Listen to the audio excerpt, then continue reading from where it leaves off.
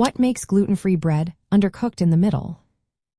Imagine biting into a slice of bread that looks perfect on the outside but feels doughy and raw in the middle. That's a common frustration in gluten-free baking. So, what causes this? Let's uncover the facts. Gluten-free bread often ends up undercooked in the center because of a few key reasons. First, gluten-free flours and starches absorb water differently than wheat flour. If you add too much liquid, the dough becomes overly wet and sticky. This excess moisture keeps the heat from reaching the center properly, leaving it undercooked even after baking. It's important to measure liquids carefully and adjust based on humidity and altitude. Next, baking time and temperature play a big role. Gluten-free breads usually need a longer bake or slightly higher heat because their structure isn't as stable as traditional bread.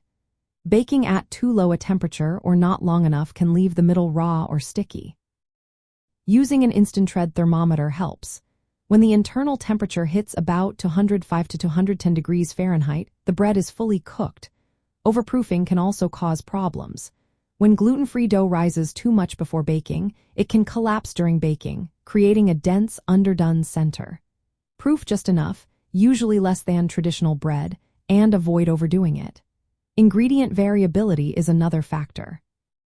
Different gluten-free flours and brands absorb water differently, so using a tested, consistent flour blend is best. This helps your bread bake evenly and thoroughly. Your baking equipment matters too. An oven that runs cooler than the set temperature can cause underbaking. Preheating your oven and using a baking stone or pan helps distribute heat evenly. Adding steam at the start of baking softens the crust and helps the bread rise, but be sure to let the steam escape halfway through to allow the crust to crisp and the inside to finish cooking. To prevent undercooking, measure ingredients precisely with a kitchen scale, monitor proofing times carefully, and check the internal temperature with a thermometer. Adjust liquids based on your flour blend and environment. Patience and small tweaks will help you bake a loaf with a fully cooked, fluffy inside every time.